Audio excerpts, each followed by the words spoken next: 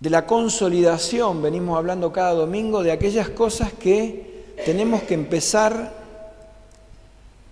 a plantar y dejar establecidas en nuestra vida, no para el hoy, sino para el mañana. Ya hablamos del hoy, de lo que Dios quiere para hoy, pero ahora necesitamos ver lo que Dios quiere para el día de mañana. Lo que Dios avanza sobre nuestra vida, porque Él ya trazó nuestra vida. Y la cuestión es que nosotros vamos a empezar a edificar o a construir para mañana. Por eso, cuando yo escucho personas que dicen y toman de la palabra, ahora vamos a leerlo, no toman de la palabra cuando la palabra dice que cada día le basta su día, ¿no? Su afán. Se quita de contexto lo que la palabra está expresando allí. Entonces nosotros tenemos que entender que edificamos no solo el presente, y ese es el título de la prédica de hoy, no construimos solamente el presente, sino también el futuro. Porque todo en nuestra vida, el presente y el futuro ya está hecho.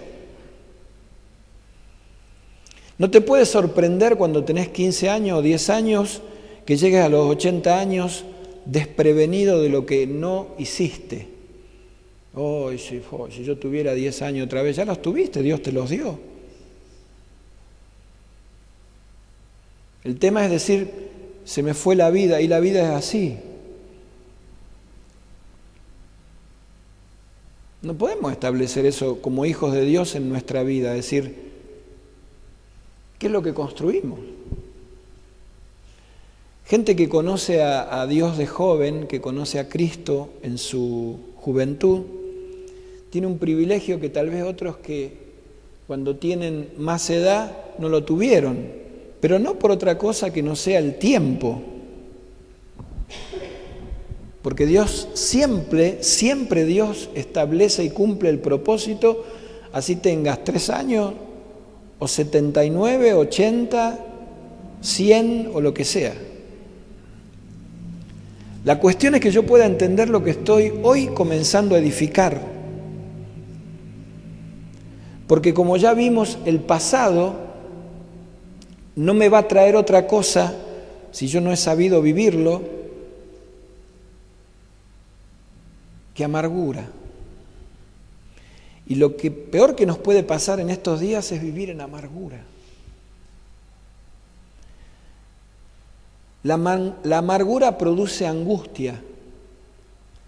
Y la angustia para aquellos que tenemos un poco de edad es caminar el tiempo que nos queda vivir en un lugar angosto. No tener aire para respirar. Me falta espacio, necesito espacio. La angustia lleva indefectiblemente a la depresión. A una persona que ya no tiene presión, ya no tiene fuerza, ya no tiene ganas, ya no tiene vitalidad, ha perdido el sentido de la vida. Y Dios establece en su palabra que Él es vida, para eso vino, dice, yo he venido para dar vida y vida en abundancia. Entonces esto nos puede quedar como una linda frase, yo ya lo sé eso. Si no lo has vivido, ¿para qué te sirve? Sería la pregunta que nos tenemos que hacer en esta mañana. Porque en definitiva, aún tenemos que edificar, aún te queda tiempo para edificar. Y lo que vayas a edificar hoy, más allá de que tu vida tal vez vos creas que esté resuelta o no, es necesario para el cuerpo, porque no edificamos desde una visión de avaricia, de una mirada para nosotros, sino que estamos en el cuerpo de Cristo y edificamos sobre ese cuerpo, crecemos en ese cuerpo. Esto es una cuestión muy sencilla. ¿Sabes cómo te das cuenta de cuando estás creciendo? ¿Cómo te das cuenta cuando estás creciendo? Acá hay gente grande, díganme. ¿Tenés experiencia? Bien, ¿qué más?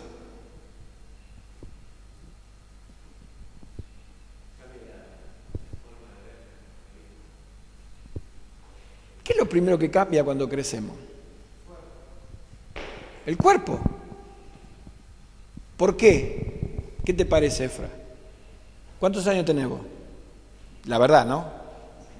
24 años, bien. Ahí está el problema, ¿ves? Ahí está la cuestión. Yo sé que es una broma lo que dijiste, pero ahí está la cuestión. Dice Efraín, parezco menos. Eso lo puedo decir yo.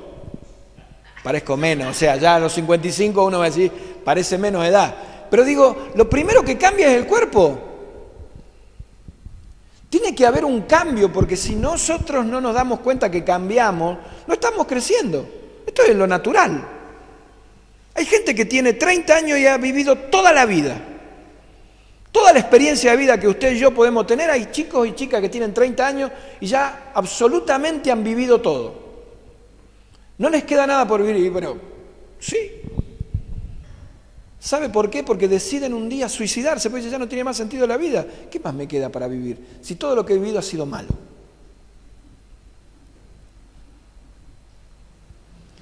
Entonces realmente cuando nosotros no vemos cambios es porque no estamos creyendo. Yo lo veo al Milo y a la Albita, veo a los bebés, vos lo vas a ver en Elena, lo has visto en tus hijos, los vemos en nuestros hijos, pero lo vemos en los pequeñitos, que ellos van creciendo porque hay cambios. No le entra más la ropa, dice mamá. Che, pero le compré la semana pasada y ya no le entra. Lo del invierno pasado, lo del verano pasado, olvídese. Hay cambio, o sea, necesitamos poder entender esto porque el crecer, el edificar produce cambio. Cuando usted construye algo, tiene que ver los cambios. Che, llegamos a altura de techo. ¡Qué bárbaro! Y ahí quedamos. Hace 25 años que llegamos a la altura de techo y no pudimos terminar la casa. Hay gente que dice, no hemos podido. ¿Cómo? Pero, ¿sabe por qué? Esto sucede en la vida natural también. No he podido hacer más nada en mi vida. Pero si tenemos establecidos en la palabra que Jesús nos dice que yo he venido para dar vida y vida en abundancia. ¿Y qué se trata eso? ¿De la salud? Mientras tenga salud y trabajo, porque estamos en un concepto errado que mientras tenga salud y trabajo está todo bien. Hay gente que tiene salud y trabajo y es infeliz. No crece. Quedó a la altura de techo, nunca le pudo poner techo a su casa, nunca pudo decir, ahora vamos a renovar el cerámico, ahora vamos a cambiar los accesorios del baño. Y no hemos podido. Claro, porque es una cultura, nos hemos metido dentro de un pensamiento que no es para crecer, que no es para edificar. Y esto me dice, ¿qué tiene que ver, pastor? Porque no hemos podido hacerlo. Sí tiene que ver. Porque esa es la misma medida con la que estás construyendo tu vida espiritual. No va desenfocado. No es lo secular y lo espiritual. No es lo carnal y lo espiritual. Es tu vida y es mi vida. Nuestra vida en Cristo. Es lo que estamos construyendo, es lo que estamos edificando. Entonces, cuando nosotros tenemos la edad que tiene el Efra, por ejemplo, tenemos que pensar, bueno, vos sos más viejo, ¿no? El Luis. Pero digo, tenemos que pensar... Tenemos que pensar hacia adelante. Cuando yo tengo a los 55 años, yo tengo que seguir pensando en adelante. Y a los 78 años de mi madre, ella tiene que pensar en adelante.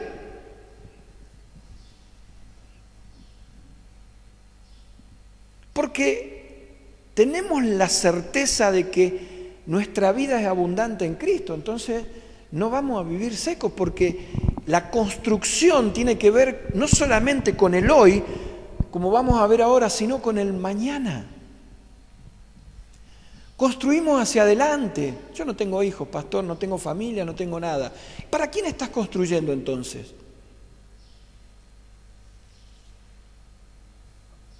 ¿Estás construyendo para vos? Tiene que ser una vida fructífera, porque lo que vayas a hacer sin lugar a dudas que en el reino bendice al cuerpo. Porque esa es la otra historia. El salir del error en el que caemos siempre es pensar que hay una vida que es cierto, ¿no? Que es una vida primera, que es la vida mía y la del entorno, y los demás que se arreglen. Pero eso no tiene que ver con construir en el cuerpo de Cristo. No tiene que ver con edificar. No tiene que ver con crecer.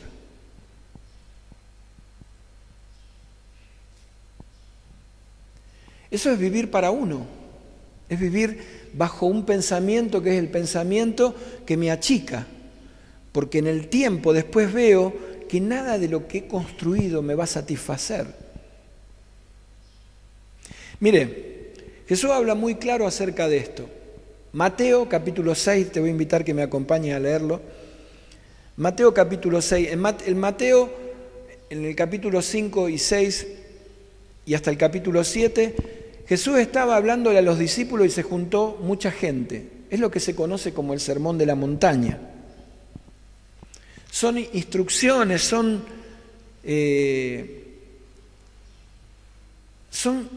reglas, si querés, pero marca para mí una cultura, una enseñanza, es decir, es lo que la vida, lo que Jesús decía, de esta manera tenemos que vivir.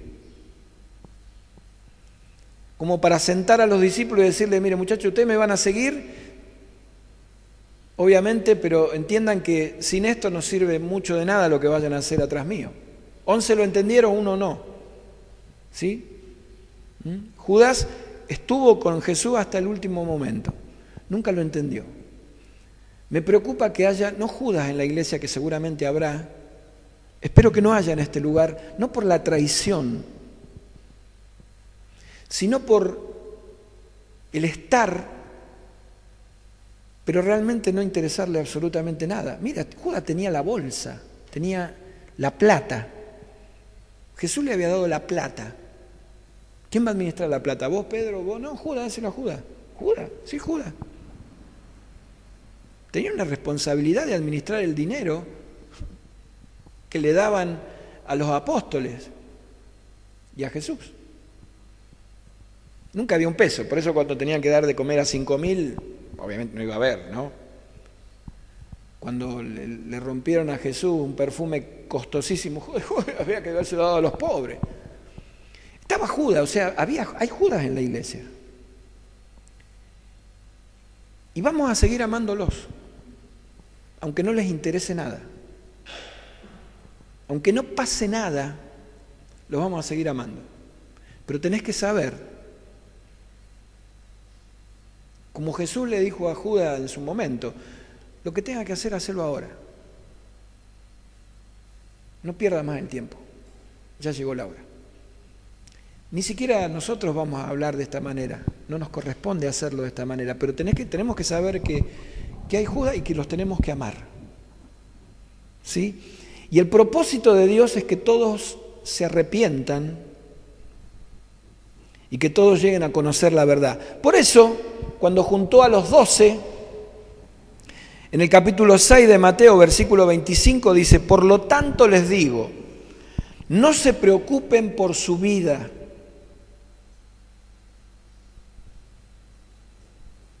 Me detengo un segundo acá, porque lo demás por ahí es una historia tan conocida, pero se pasa por alto un detalle, que es la preocupación, es el afán y la ansiedad, que son cuestiones sobre las cuales, como el domingo pasado hablamos de la plataforma donde nosotros estamos construyendo, del lugar donde empezamos a construir. Todos sabemos que el lugar donde debemos que construir, y lo decimos muchas veces, que es Jesucristo, la roca, yo construyo en un lugar firme, pero nuestra vida es una vida inestable. Entonces va a pasar como muchas construcciones en México que decían que habían sido hechas antisísmicas y resulta que se terminaron fracturando, rompiendo y muchas cayendo. No era tan cierto lo que parecía o lo que decían. Que hago un paréntesis en cuanto a esto. Nos tenemos que ocupar de orar por todas las catástrofes que están sucediendo, más que las catástrofes por las situaciones que están sucediendo en el mundo. Obviamente que tenemos que orar por eso, pero tenemos que aprender algo nosotros desde el lugar donde estamos, que es un lugar muy cómodo. Nosotros necesitamos estar preparados no para las catástrofes que vengan sobre nuestro país, sino para las crisis que vengan en nuestra vida. Nos tenemos que preparar para situaciones críticas, porque si no, de nada sirve lo que vayamos a hacer en la vida. ¿Qué hablo de situaciones críticas? Hablo de enfermedad, hablo de muerte, hablo de todas estas situaciones que son realmente críticas, que nos producen un vacío y por la cual después decimos, oren por mí. Pero mientras está todo bien, no sucede nada. en la vida nuestra. Necesitamos entonces, volvemos al tema, a empezar a construir sobre algo que sea sólido. Ahora, si tu vida y mi vida está construida sobre el afán y la ansiedad, es decir, porque me estoy preocupando mucho por mi vida, tengo un problema, porque cambio el foco de lo que creo. Entonces yo ya creo ahora, empiezo a creer en Dios y no le creo a Dios. ¿Por qué es la diferencia de creer en Dios y creer a Dios? Porque todo el mundo cree en Dios. Pero creerle a Dios es empezar a tener en cuenta la palabra que dice, no te preocupes por tu vida, Abraham. ¿Cómo me voy a preocupar por mi vida? Gustavo, no te preocupes por tu vida. ¿Cómo me voy a preocupar por mi vida? No. Y eso rompe algo adentro nuestro porque produce una sensación de inseguridad. Porque el creer se trata del torrente de agua en el que no puedo pisar. El martes en la escuela de pioneros hablamos de que creer no tiene que ver con la fe, tiene que ver con el amar.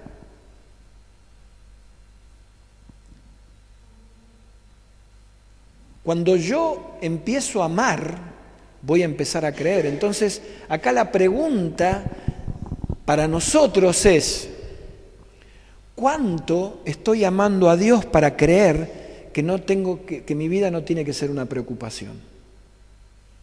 Porque si yo me empiezo a preocupar por la vida, aún creyendo en Dios, pero no le amo a Él, yo voy a pasar, esto va a ser como esos, miren el ejemplo que voy a usar, de los pañales cuando se lo deja mucho tiempo a un bebé, ¿qué pasa? No resisten, se pasan. Y esto es lo que sucede con las personas que creen en Dios pero no le creen a Dios, porque no le aman. Porque vivimos bajo un estado de ansiedad que el disfrutar del amor de Dios lo dejamos de lado para empezar a preocuparnos por las cosas que necesitamos para vivir. Entonces nuestra vida, que es una vida que cree en Dios, porque todo el mundo cree en Dios, empieza a ocuparse y empieza a ser edificada sobre esa preocupación. Entonces empieza el afán y la ansiedad. Señor, tú sabes lo que yo necesito y tú eres el creador de todas las cosas y tú sabes, Señor, que yo... Y ahí empezamos con el estado de creer en Dios, porque sabemos que Dios es un Dios proveedor. Pero en definitiva, cuando llega el momento de amarle a Él y pasar, como dice David en el Salmo 23, por el valle de sombra de muerte, es decir, por pasar por ese lugar que a ninguno de nosotros nos gusta pasar, nosotros queremos desesperadamente salir de ese lugar, porque queremos pasar directamente al lugar de delicados pastos. Porque queremos entender a Dios como el Dios que es el pastor que nada nos va a hacer faltar. Por eso el latiguillo de muchos es, mientras tenga trabajo y salud, está todo bien. Después lo demás se arregla. ¿Qué cosa se arregla? ¿Cómo va a arreglar la ansiedad en tu vida? ¿Cómo va a arreglar un estado de vivir afanoso o afanosa de las cosas que no has recibido? Perdemos de vista el amor, perdemos de vista lo que necesitamos amar. ¿A quién debemos amar? Dejamos de lado porque el amor lo medimos como si fuera algo sentimental. Y empezamos a construir, empezamos a construir sobre esto. Por eso vemos hombres y mujeres en la iglesia, y yo lo veo, hombres y mujeres que no les interesa nada. No les preocupa. Absolutamente nada. Como un freezer. Conservamos algo ahí, que pasa el tiempo, y en algún momento lo usaremos, en algún momento lo tiraremos. No somos freezer nosotros para guardar las cosas que son de Dios de esa manera.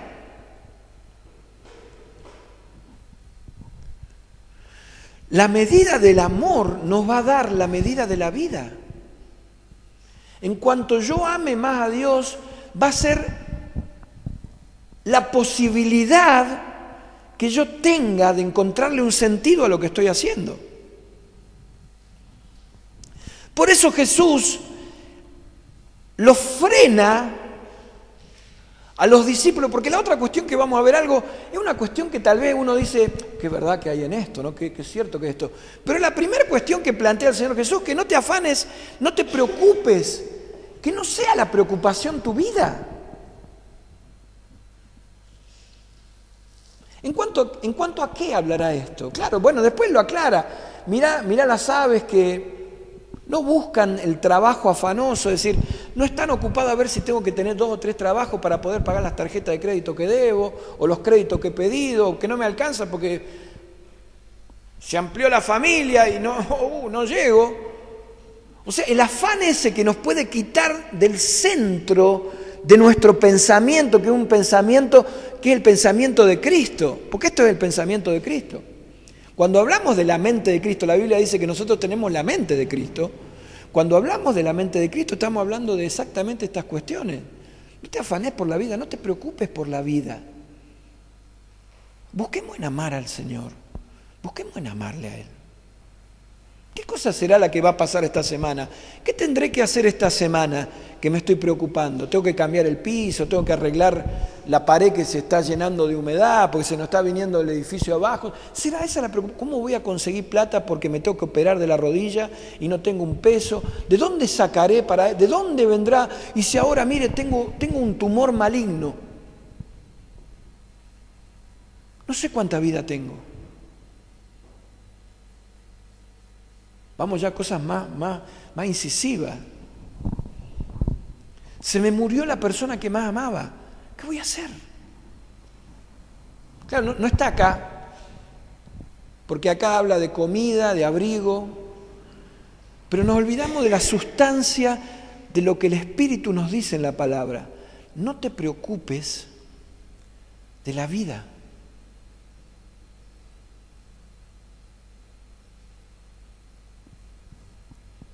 El Señor Jesús vivió 3 años ministeriales. Conocemos algunas cosas para atrás de esos 3, a partir de los 30 años para atrás, algunas cosas, poquitas, nada. Pero evidentemente lo que Él dejó reflejado en la palabra nos habla de que Él vivió para hacer lo que el Padre quería que hiciera y edificó su vida por amor. ¿Qué padre? José, el carpintero, María, su mamá.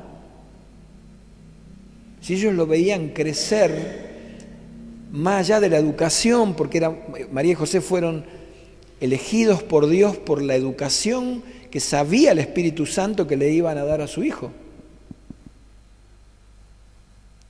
Esto es tremendamente, porque no dependía de ellos, sino dependía de lo que Dios hacía. Y esto es para hablar en otro momento, pero un hijo es una responsabilidad que Dios me dio a mí para que yo la lleve, para que yo lo vuelva a Él.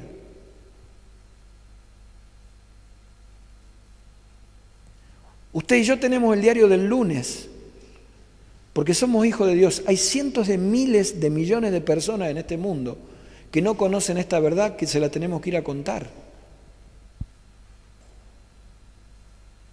Por eso un nacimiento no depende de una violación, de un hijo no querido, depende de la voluntad de Dios. La frustración de muchas personas es ver que el origen de su vida tiene que ver con un vientre que los parió mal.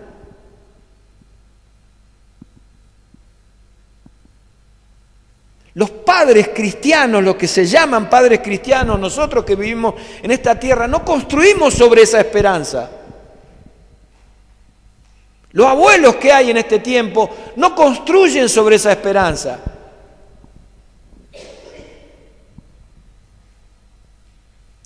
Necesitamos ver eso. Hay cientos de niños, miren, escúcheme bien lo que le voy a decir. Yo no tengo a nadie, me va a decir usted.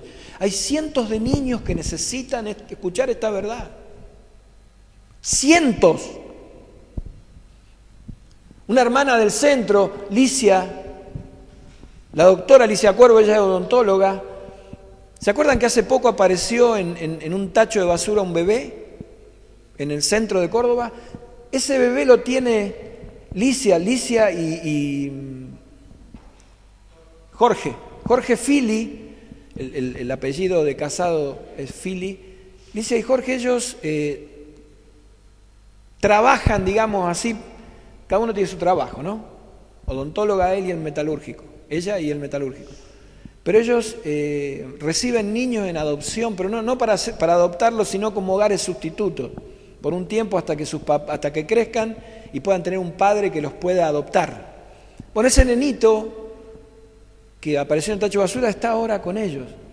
Mire si hay cantidad de cosas que uno, aún no teniendo a nadie, yo no sé, pero yo no tengo hijo, pudiera hacer, porque esos niños, ellos tenían 2 nenitos que fueron entregados, fueron educados en amor, dándole a entender que no son el desecho de nada.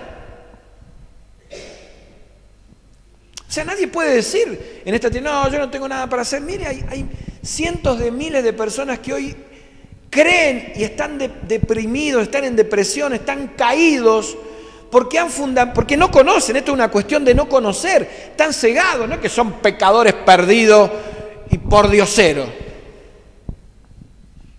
Es gente que no sabe, desconoce, no entiende, pero porque no entiende, no porque no se les haya hablado, sino porque tienen un velo adelante. Tenemos que ir con la verdad a correrle ese velo a las personas. Claro, usted va a decir, hay mucha gente que lo va a rechazar, pero ya no depende de mí, porque vendrá otro a volver a hablarle y habrá otro y habrá otro, hasta que el Espíritu Santo los toque. Ese es el problema que tenemos nosotros. Desechamos a la gente, porque no ponemos la plataforma de cuánto amamos a Dios. Y la pregunta en esta mañana es, ¿te acordás dónde estabas vos antes de estar en este lugar? O mejor dicho, cambio el sentido de la pregunta, ¿dónde estarías vos si no hubieses conocido a Cristo hoy? Por eso, cuando Jesús abre este tiempo, venía hablando de otras cosas, pero cuando abre este tiempo del afán y la ansiedad, Él dice, muchachos, tenemos que construir, pero no tiene que ser una preocupación mi vida, porque si no, no voy a poder construir. Si yo pongo tanto esto, ¿no?, del afán, de la ansiedad, de la preocupación, de las cosas que vemos, ¿no?, que nos rodean, como por ejemplo la comida, la bebida, ¿qué vamos a comer? ¿Qué tenemos? A ver, ¿qué vamos a hacer ahora? ¿Qué es lo que pasa? ¿Y cómo vamos a hacer? ¿Y qué vamos a comer pan nada más? ¿Qué vamos a empezar a hacer? ¿Qué nos ponemos para vestir? Ay, pero esto no está de moda, yo necesito determinada zapatilla, ¿viste? Porque estas cuestiones que son naturales, que se han visto de esta manera siempre, ¿no?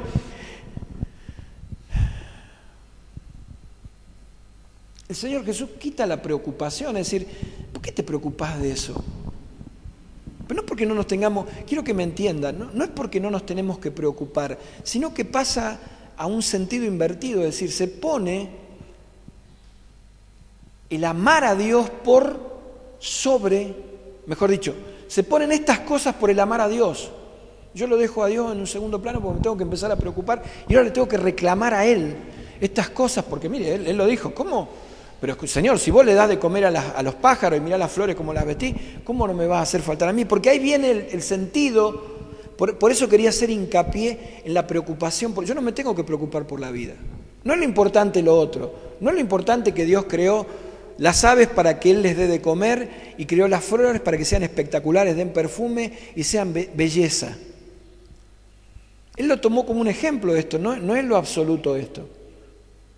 No es que yo me tengo que quedar sentado porque va a venir un cuervo como a Elías y me va a traer la comida. Sino que la cuestión es no te preocupes por la vida, es decir, ¿dónde está puesto tu amor?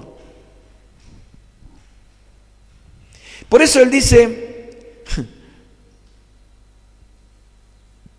el versículo 31, por lo tanto no se preocupen ni pregunten qué comeremos o qué beberemos o qué vestiremos. Porque la gente anda tras todo esto. Porque si nosotros nos preocupamos por la vida nuestra, vamos a ser como la gente común. Porque el filtro de esto es que, como yo le amo a Él, no le voy a amar por interés.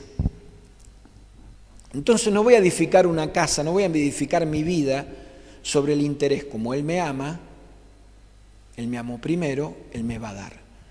Yo le amo por lo que es. Y yo construyo, esto rompe, el Espíritu te va a guiar a entender esto. Yo le amo por lo que Él es y construyo mi vida sobre lo que Él es. Entonces sí, dice el versículo 34, salto el 33 a propósito, ¿sí? Que es el tan conocido por todos, que es por lo tanto busquen primeramente el reino de Dios y su justicia y todas estas cosas les serán añadidas. Dice el versículo 34, así que no se preocupen por el día de mañana. ¿En cuanto a qué no me tengo que preocupar del día de mañana? En cuanto a mi vida, en cuanto a lo que yo estoy pensando en mí, en lo que me hace falta. Mi construcción en el día de mañana, la preocupación mía del día de mañana, no tiene que ser por lo que me hace falta. Yo tengo que construir de otra manera para mañana, que es donde va incluido el versículo 33 que vamos a ver. Porque dice, basta con el día de hoy. Si vos te preocupás por tu vida, el día de hoy te va a cansar. Va a vivir, cada día tiene su afán. ¿Qué quiere decir? Cada día tiene su preocupación. Si vos te ocupás de tu vida, si vos te ocupás de lo que tenés que comer, si vos te ocupás de lo que tenés que vestir, si vos te tenés que ocupar de que la heladera que funciona bien, pero quiero otra nueva, el auto que es modelo 2012, pero quiero el último yo, porque si no tengo el último, si vos te preocupás en la zapatilla de marca, si vos te preocupás en estas cuestiones que no sirven para nada, entonces va a ser un afán la vida. Cada día ya tiene su afán. ¿Para qué te vas a preocupar por mañana? Porque ya te va a caer el peso del día de hoy por la preocupación de no amarle a Él. Entonces cuando desgastes tu vida, el Efra que tiene 24, perdóname que te tome a vos, Efra, ¿vos sos más chico que ella? 10 años. No, suena más. Digo, pero tomando los 24, cuando llegue a los 80, a los 90, si uno vive, si yo sigo la consecuencia de vivir mi vida, si yo seguía a los 24 años que tiene el Efra, a mis 24 años, yo seguía la vida que tenía, estaba peor que hoy. No estoy peor hoy, pero digo, hubiese estado malísimo, porque era un afán, y yo era cristiano, servía en la iglesia, gloria a Dios, y estaba en todo lo que había que estar, pero tenía un afán, me preocupaba por la vida, y entonces era dar vuelta, más vuelta, más vuelta, más vuelta, más vuelta, más vuelta, y nunca alcanzaba nada. Vuelvo a insistir en esto, porque no me vea.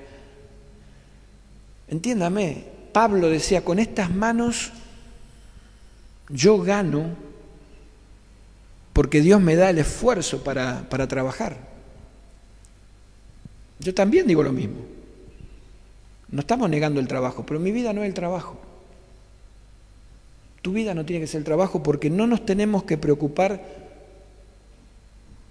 por nuestra vida. Cuando vos empezás a construir sobre el amor, cuando vos y yo empezamos a construir, ¿sabes por qué estamos en un tiempo en donde debemos entender esto? Porque yo pude haber construido una vida simple. Y acá es donde también Dios nos va a confrontar. Porque yo escucho siempre, yo soy un hombre simple, no seas un simple. La palabra dice, los simples mueren en su simpleza. Y acá es un poco el idioma el que nos confunde.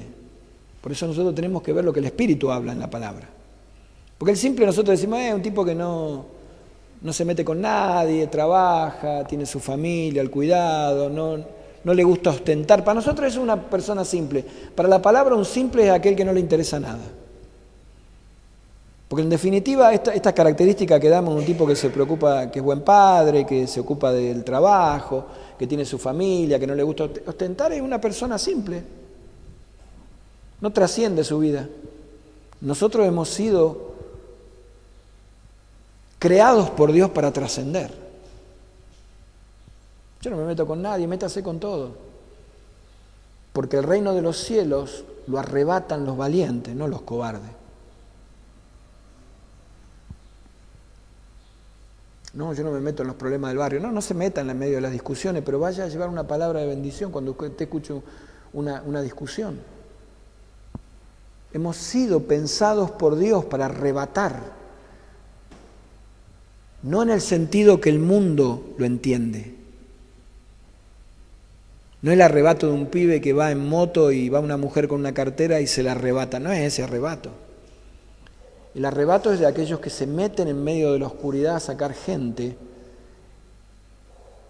y les hablan y los sacan y los llevan a la luz admirable de Jesucristo. Por eso yo puedo construir una vida simple, una vida que no me meta con nadie. Tantos años de cristiano y realmente sí, hasta acá llegué. ¿Qué has hecho en la iglesia? No, nada, yo voy, escucho, muy lindo todo y me voy. Ese es un simple. O es una simple, una persona simple. No busca a Dios esa gente. Para la palabra ese es un tibio. Usted sabe que la palabra dice que los tibios Dios los vomita. No seas tibio. Yo quiero una vida que agrade al Padre. Vos necesitas una vida que agrade al Padre. Dice 2 Timoteo capítulo 2, esfuérzate para poder presentarte delante de Dios. Y la palabra aquí, el énfasis de toda la palabra está en esforzarse. Hablábamos con la pastora en estos días, este fin de semana nosotros no estuvimos, la iglesia quedó como quedó en la semana, nadie pudo limpiar.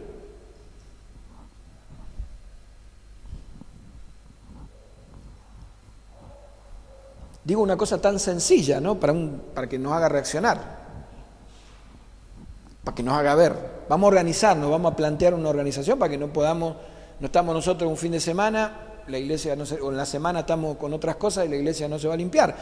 Esto lo pongo como un paréntesis. Pero digo, el esforzarse es a quebrar aquellas, es el esfuerzo, es decir, es una fuerza extra. ¿Sabe que la fuerza extra, si la creamos nosotros, nos va a producir cansancio? Pero como dice, Dios le dijo a Josué, esfuérzate y sé valiente, pero no lo dejó con eso, le dijo, yo voy a estar contigo a donde vaya, a donde quiera que vaya. ¿Sabe de dónde Josué sacaba el esfuerzo y la valentía? De esa promesa. Por eso yo saco el esfuerzo y vos tenés que sacar el esfuerzo de la promesa que tenemos. No te preocupes por tu vida. Dice, ¿por qué? Porque yo sé todo lo que necesitas. Lo acabamos de leer recién. Entonces esto literalmente, la palabra en otro momento nos dice, si vos te ocupás de lo que de mis negocios, yo me voy a ocupar de los tuyos. Ahora el tiempo va a ser de seguir viviendo la vida que estamos viviendo, usted puede hacerlo. De hecho que lo ha hecho, tal vez. Pero la demanda de Dios en el tiempo que le hablaba a Timoteo,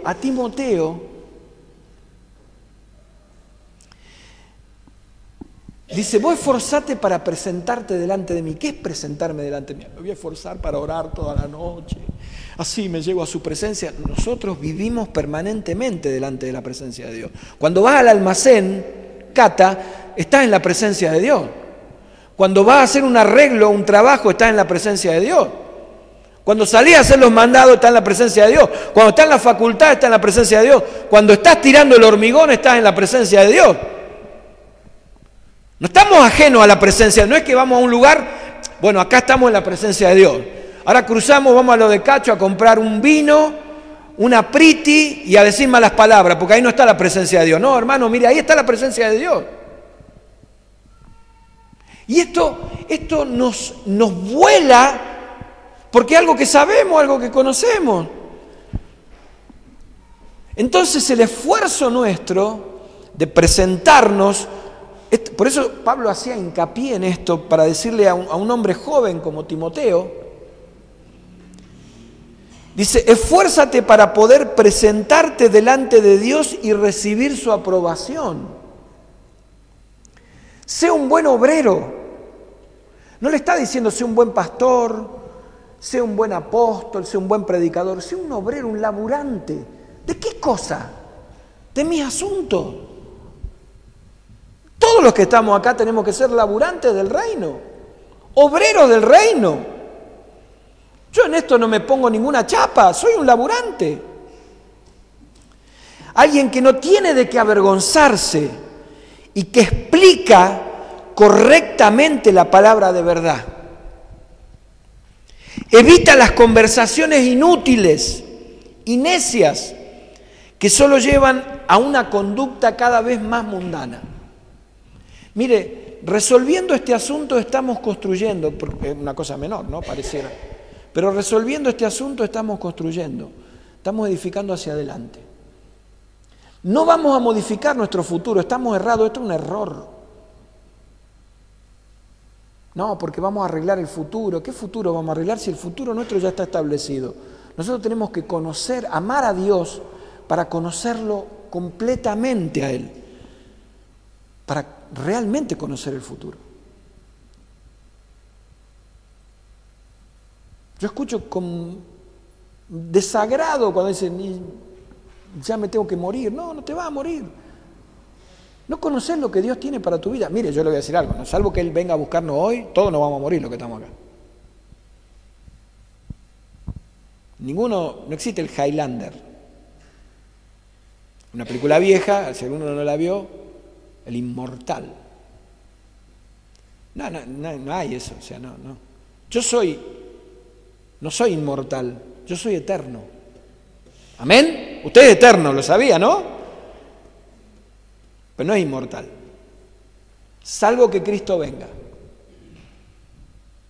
Hoy, ahora, y nos lleve. Y la cuestión acá facilita decir, bueno, los que se quedan, no, mire, usted tiene que tener la certeza de que cuando Él venga y abra sus ojos, está con Él. La palabra establece que nuestro fundamento para edificar es el amor. Porque en el amor nosotros vamos a amar la vida que tenemos en Él. Entonces, cuando empecemos, porque alguno dejó inconclusa la construcción, porque se cansó. El Señor vuelve una y otra vez a decirnos, no te detengas. Yo renuevo tu fuerza. ¿Por qué? Porque Él ve que le amás. Y el amar nos dignifica. Cuando amamos, no es el trabajo el que nos dignifica, El amar a Dios nos dignifica.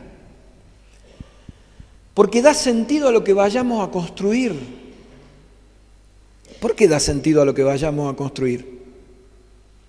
Porque Él me dice, yo no me preocupo de mí, porque él me dice, a mí no te preocupes de mi vida. Entonces yo puedo decir, yo no me preocupo de mi vida. ¿O no te preocupas de tu vida? No, yo no me preocupo de mi vida porque mi Padre, al que yo amo, sabe todo de mí.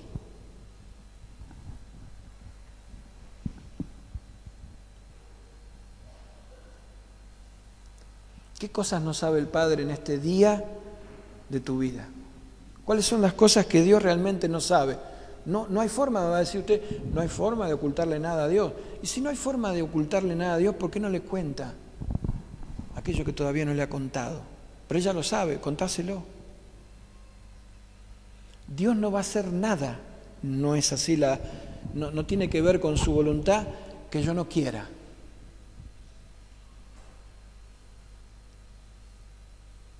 Por eso su palabra establece, ustedes me piden cosas porque las piden para ustedes. Piden mal.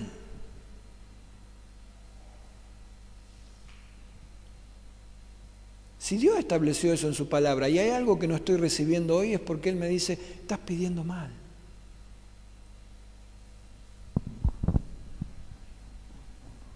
No te preocupes por tu vida. Señor, yo quiero cambiar el auto. Señor, yo quiero un mejor trabajo. No te preocupes.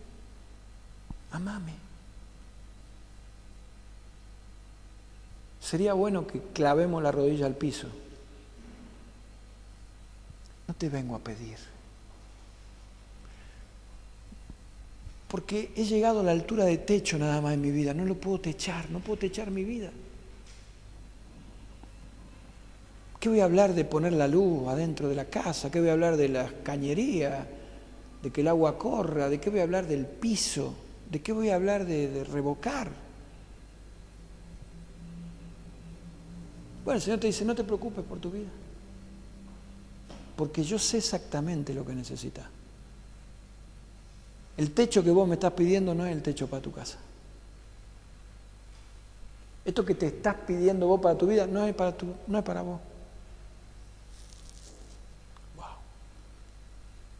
Vamos a orar en esta mañana. Necesitamos amar a Dios más, amarle a Él más, buscarle a Él más. Necesitamos más intimidad, necesitamos más tiempo.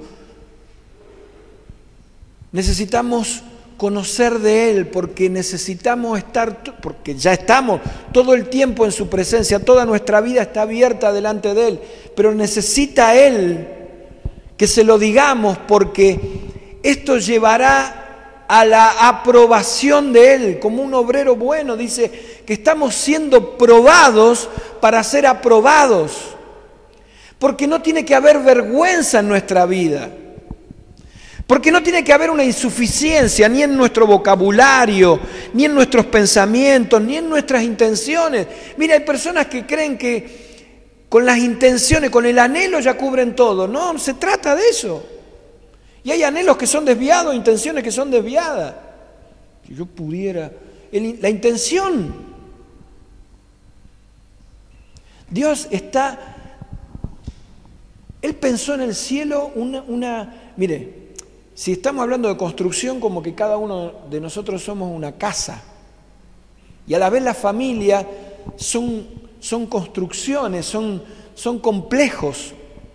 Imagínese la iglesia, véala como una gran ciudad.